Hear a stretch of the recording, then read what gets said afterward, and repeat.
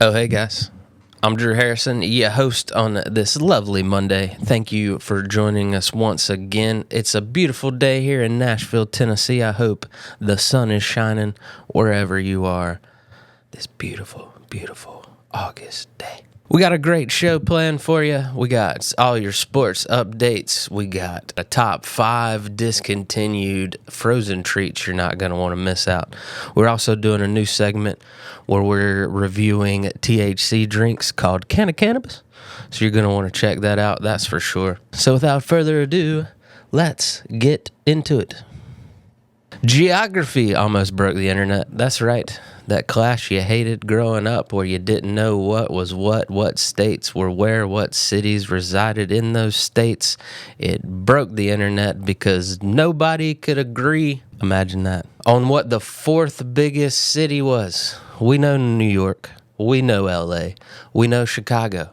But what is number 4? No one can seem to agree. I've seen Philly thrown out. I've seen Boston thrown out, Chicago, Atlanta. It should be Charlotte, but Charlotte's too damn boring. And I'm from North Carolina, so I can say that. You can't say that. I can say that. So if you feel a certain type of way about which city is in that 4th spot, leave it in the comments. Let me know your hot take on the issue currently dismantling the internet. ESPN has acquired Redzone and Redzone accessories. It's really the NFL Network is the accessory. I'm hoping they don't change anything. I'm hoping we get 7 hours of commercial-free football starting in a couple weeks. Seriously, if you put like Stephen A. Smith on that channel, I'm going to be so mad. God, I'm going to be so mad. Like, you already got that Pete guy over from the NFL Network. I don't like that. I don't appreciate that. That guy sucks. On September 7th, CBS is going to show the MTV Music Awards. So let me get this straight. MTV, who doesn't show music videos anymore, is having an awards show for music videos on a network that's not even their network. Like, I know parent companies and all this and how this works and blah, blah, blah, but CBS is showing the MTV Music Video Awards. I wonder what music video is going to win that has never even been on MTV, ever. Or CBS, for that matter. God, we live in some weird times. A driver was caught going 199 miles per hour on the Autobahn. I didn't think there was a speed limit on the Autobahn. I thought you just got on it and you could go wherever. But apparently certain parts of the Autobahn have a speed limit, and this certain section was 75 miles an hour. And he was going 199. He got a 3-month suspension and fined $1,000. That's it. You went 120 miles over the speed limit. And they're like, hey, man, don't do that. He's like, all right. All right. You know, here at Oh Hey Guys, we are big fans of King of the Hill returning. So I am joined by our resident pop culture connoisseur. It's a fellow comic. He handles entertainment and comedy at GalaxyCon. So he's just all in on the pop culture stuff. It's Tyler Wood. What's up, buddy? Hey, what's going on, Drew? How are you doing? Good, man. I forgot to mention former roommate.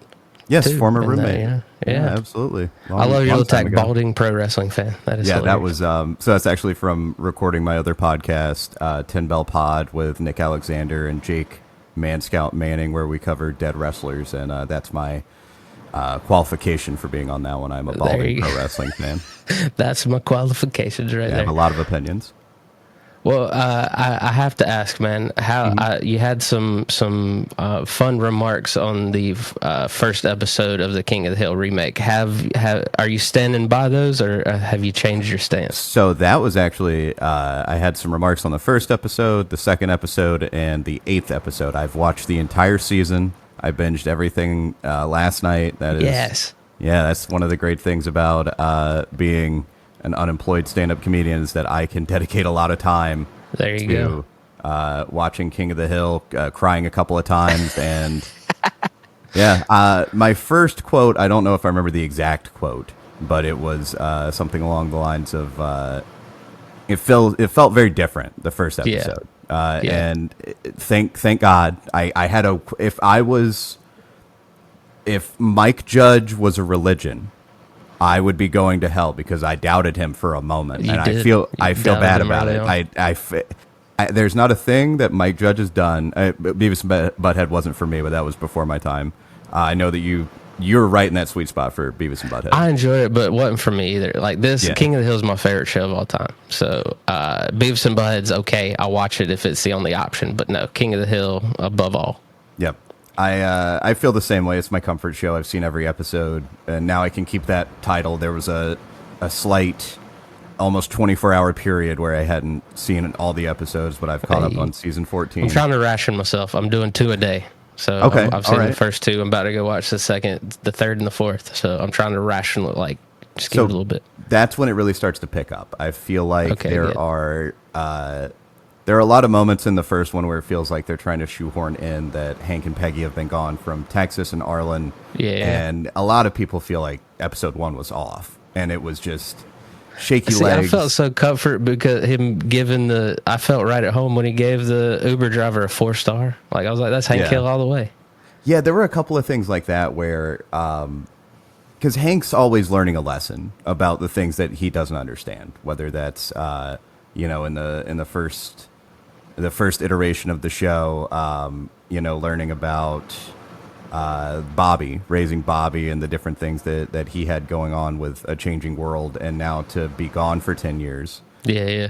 And to come back, and that's something they didn't really cover, now that I'm thinking about it. Bobby, they've been gone for 10 years, was 11 when they left because he's 21 in the reboot. Right. So how did that work? Did he stay? Did he go with them? That wasn't really covered. He probably stayed with the Gribbles or something. That's probably well, I don't know if Bobby would have come out as well as he did if he had a good 10 years on Dale.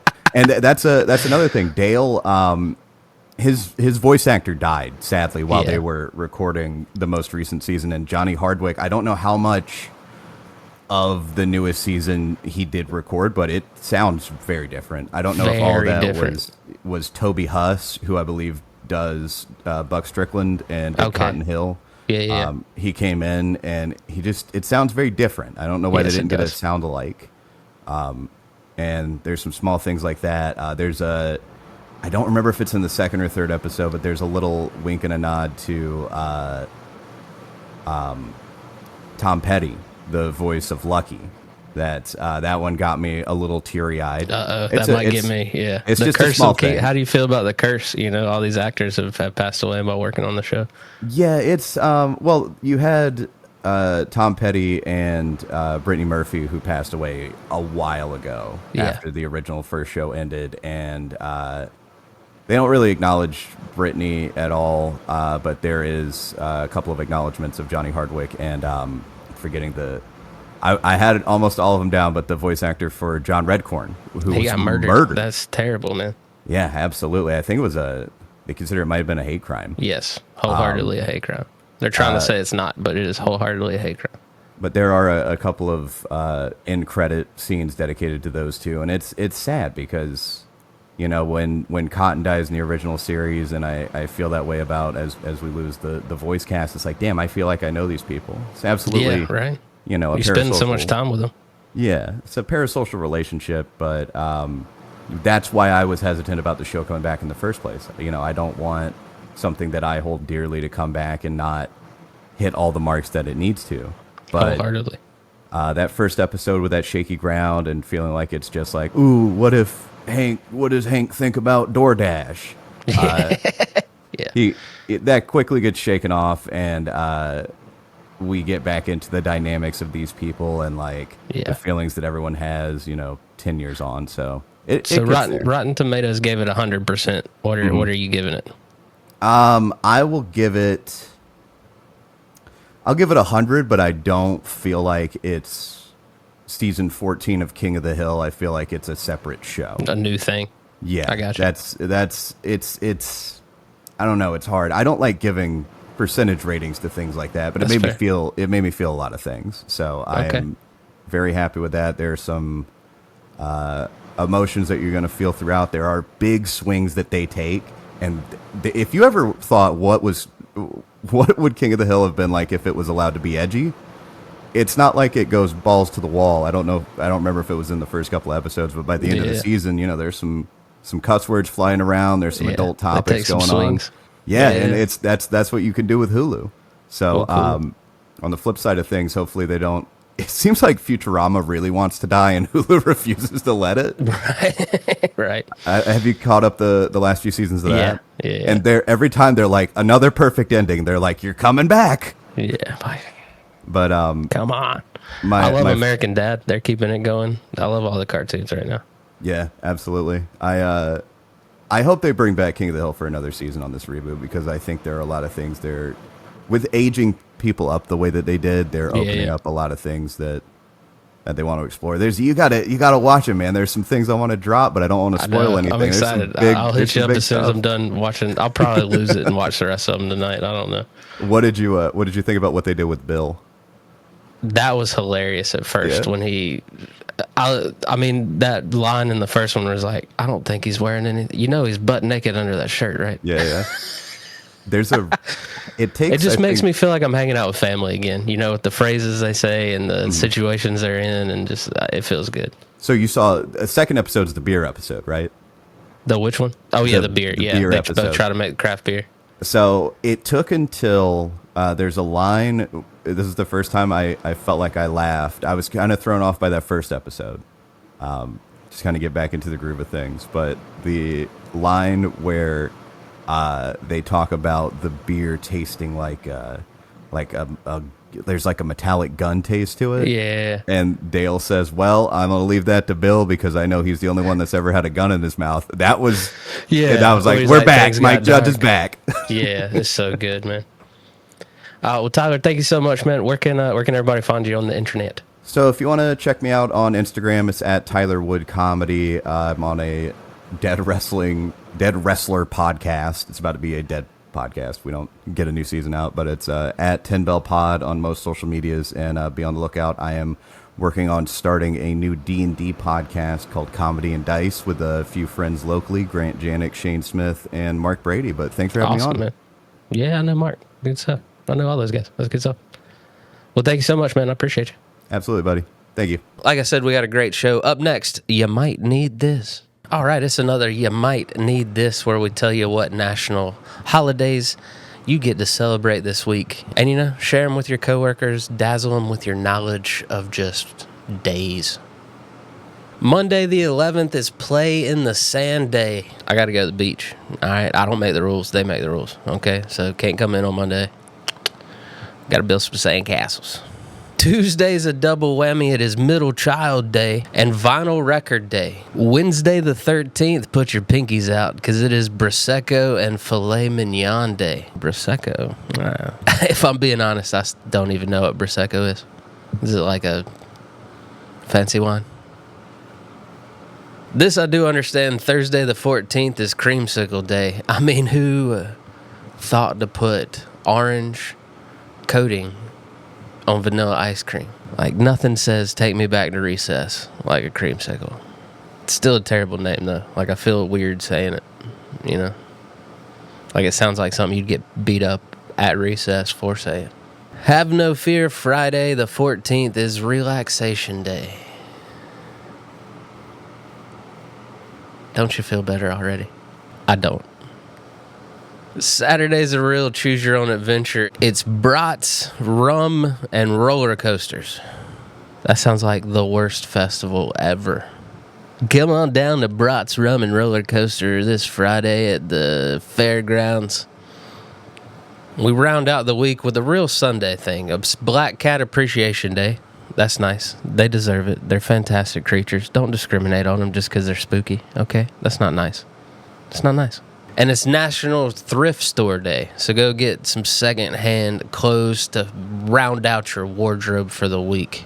So that's You Might Need This. Share all that fun facts with your friends and family and people around you. Sound like a real know-it-all this week, all right? Up next, we got sports. All right, we got a little bit of sports news for you while we're waiting for baseball to get interesting, football to come back, basketball to come back, hockey to come back. Everything we love to come back. Speaking of coming back, Keenan Allen returning to the Chargers, where it all began for him. He spent a couple years with the Bears. He's back in L.A. And the talk of the preseason, Shedeur Sanders throwing 2 touchdowns against my beloved Panthers. But nonetheless, go off, kid. I'm pulling for you. I'm really hoping Shedeur can be somebody in the league. I know a lot of people have already wrote him off. A lot of owners have wrote him off, even his own. Cleveland saying, I didn't pick him. That wasn't my pick. So, but dude, look great. I know you can't base everything off of one preseason game, but the signs were there that he could mold himself into a starting quarterback in this league. Did y'all see that kicker for the Jaguars? Cam Little hit a 70-yarder. 70-yarder. Of course, it doesn't count because it's a preseason, because the record's at 66. But 70 yards, my dude, please do that in the regular season. We got to see that. That's got to be part of the 2025 season, no doubt. And it's the Jaguars. That and Travis Hunter is about the only thing they got to look forward to. Jen Powell, I hope I'm saying that last name right. Please forgive me if I'm not. The first female umpire in the big leagues to do a regular season game. That's awesome. She did a whole series. I'm so sorry that she had to waste her historic record-breaking weekend on the Braves and Marlins. But hey, got to start somewhere, right? But no, seriously, hats off to you. Being an umpire has got to be so difficult, let alone being a female umpire. So she got there. There's no telling what she's had to go through to get where she's at. So hats off to you, Jen. I'm sorry, Miss Powell. Blue umpire. Sorry. They say at a certain point you should just give up and not play any sports anymore. Mariano Rivera proved that, tearing his Achilles in an old-timers game. I mean, it's a little ironic because, you know, back in the day when Mariano played, we didn't have that many ruptured Achilles. So my man takes a break, comes back to the sport he loves. Was trying to catch a pop fly, ruptured the old Achilles. We really got to find out what's going on with these Achilles. I don't understand. Basketball players, retired baseball players, football players. Why is it happening so often? All right, we got a new segment for you this week called Can of Cannabis. Cannabis. I stopped drinking about 3 years ago. Just me and alcohol just did not get along anymore. So I am so happy that we have such a variety of THC drinks now at the bar, so I don't feel so out of place just hanging out with friends. So this is a new segment where we're going to review different types of drinks, because there's been so many I've come across. There really are. Like, every store has their own like segment of, like, you'll see a couple brands that like carry through, but like everywhere, like you go, every store you go to, they're like, these are our brands and these are our brands, and I think it's great.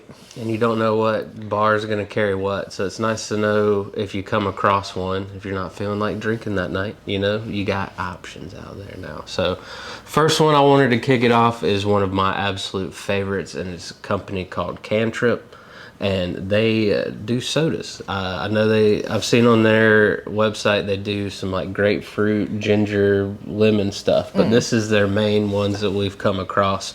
And so far we've seen Diet Coke, orange soda, their version of Dr. Pepper, grape soda, root beer, and cola.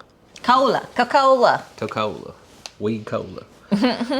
They also have a fantastic variety pack that they sell at the liquor store down the street from our house that is so cost effective. It really is. You get 8 sodas for $36. Yeah, it's like less than getting a 12-pack of like the vodka canned vodkas and stuff. Like, it's crazy. So which one do you want to try first? I want to start with the Diet Cola because it's my least favorite. She knows what she wants. I want to get the flavor out of the way. So like one of the reasons it's kind of like my least favorite is I don't drink diet soda to begin with. You used to. I used to, but then my doctors told me that drinking artificial soda or artificial sweeteners with my celiac can exacerbate some of my symptoms. So I have cut out like artificial sugars entirely, and I feel like this still has a taste of that like artificial sugar. It does. And I don't care for it. But it is like obviously in the soda packet's great. But my gripe is and it tastes like it just doesn't have the punch that the other sodas have. It tastes like you left ice in it too long. You know? So it tastes a little watered down, but still pretty spot on with a Diet Coke. It definitely tastes like a Diet Coke, but I just that fake sugar taste. Like I just can't, and it doesn't even say. And the other thing I love is all of these are gluten-free. That's another thing that's always great. And the best part, it does have aspartame in it. It does have aspartame, so there it is. So yeah, they are all resealable too. So we'll just set that one over there. Who loves orange soda? Kel loves orange soda. This one is definitely spot on. They got orange. This is like a sun-kissed. Yeah, it really is. It's delightful. That's the only one, though, that I feel just the slightest, like, weed hint taste at the end. You know, it finishes with weed. That's what I love about all of these, is I don't taste any of that. Okay. That's the only one I get a smidge flavor of. And I like those tastes of weed, so it's okay with me. I like this one. The problem with this one and the grape soda, well, like, really pretty much the rest of these, is they're very sippable. Grape soda time. And this one is a 50, so some of their cans, they do also have a 50 in. So like the grape soda, we've seen the root beer in a 50, and the orange soda also comes in a 50. And it's so funny to see bartenders, because I went to a bar and they sold me a 50, and that bartender checked on me way more than he checked on the alcoholics at the end of the bar. He was so worried about me, and I was fine. This is my absolute favorite. The grape? I love this one. The grape is spot on. It's so good. It tastes like any Walmart brand grape soda you got back in the day. Because I don't know about you, but my family didn't splurge on the top name grape sodas. We got the great value grape sodas growing up, which was fine because it was delicious. Yeah, this one has cane sugar in it, so it's so good. All right, let's do this other Coke. So I think this one's spot on. I think the cola is fantastic. Yeah. I think it tastes like let's see if Laura can actually... random cola. It's not your Coke, it's not your Pepsi, but it tastes like any knockoff cola. All right, and so this is why you get married, so you can have your husband open your cans for you. I feel like a man too at the same time. It hurts my little fingers. They are very hard to open, so don't be. I mean, obviously keep them away from children, but kids cannot easily open these unless they have. Well, kids do have freakishly tiny fingers. They can. No matter what lie your politician tries to tell you, it's not easily accessible. Yeah, that tastes like it actually tastes more like a Pepsi than a Coke. Mm-hmm. Yeah. Yeah, it's definitely on the Pepsi side, but I think it tastes like any knockoff cola. Yeah, it definitely tastes like a cola. I love it. Because if you're making cola, are you trying to taste more like Coke or are you trying to taste more like Pepsi? I think because I know Coke's the more popular one. So I was actually just... Did you see Pepsi fell another spot? Who'd they fall behind now? Now Sprite's number 3. Wow. Yeah, Pepsi's number 4. Coke, Dr. Pepper, Sprite, Pepsi. That's impressive. Also, do you remember like the Pepsi taste challenges back? So, and like everyone would always pick Pepsi. So Pepsi is better on just one sip. Than Coke? But really, the longer you drink, like they had them, then they like redid the study and had them drink like a whole, like a cup. And they're like, no, this one's better. So like Coke is better for long-term drinking. If you just need a sip, apparently Pepsi tastes better on a sip. But long-term, Coke is better. That's how I feel about these two. So I think orange is my favorite on the first sip, but longer lasting. Yeah, I could. The grape. Yeah, like pack me a cooler of these, and I will be GTG. Now I am a smidge, and I know everyone that drinks root beer says this, and so I'm trying to get away from saying it. But for this segment, I'm a smidge of a root beer snob. I enjoy good root beer. There is terrible root beer up there. I like Doc Brown's. I think that's a fantastic root beer. I like Barks in a pinch. I think A&W's doing good things. But you know who else is doing a great root beer? Cantrip. It is really good. And this isn't as much of a knock as it's going to sound, but it's almost like a liquid, that root beer candy that you used to get as a kid. Like it even just smells really good. Yeah. Like it smells like a root beer. Like I know nothing about root beer. I don't know what makes root beer, but it's a good root beer. Yeah, isn't it the sarsaparilla or something like that? Sure. Sassafras. Sassafras? It's the potassium sorbate. Yeah, and I do not claim to know anything about root beer. All I know is, like, definitely could throw this over a scoop of vanilla. And we did, and it's delicious. And have an ice cream float, so. So this is their newer flavor. Oh my God. We saved it for last because we absolutely adore it. I don't know how you feel about Dr. Pepper, but we're big fans. Big fans. And they came out with Dr. Cantrip, and it's delightful. I don't know how they did it so well. It's Dr. Pepper with so weed good. in it. Let me have a taste. Let me have a taste. They got all 23 flavors in there.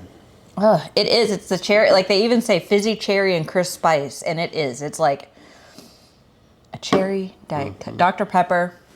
It's so good. Like, yeah, seriously, get me a cooler of just, like, these three. Those are your favorites? And I would be set. Like, I love the root beer, but I don't think I could have, like, multiple of them in a day. Whereas, like, if we were doing, like, day drinking with these, like, I would definitely just want to sip on a combo of these three. See, that's the best part is I love all of the flavors. Yeah. And I could go to town on all of them. Yeah. But if I'm picking, these are probably my two favorites. Okay. I like the colas and the cantrips. Okay. Unfortunately, those are the ones, they don't make those in 50s.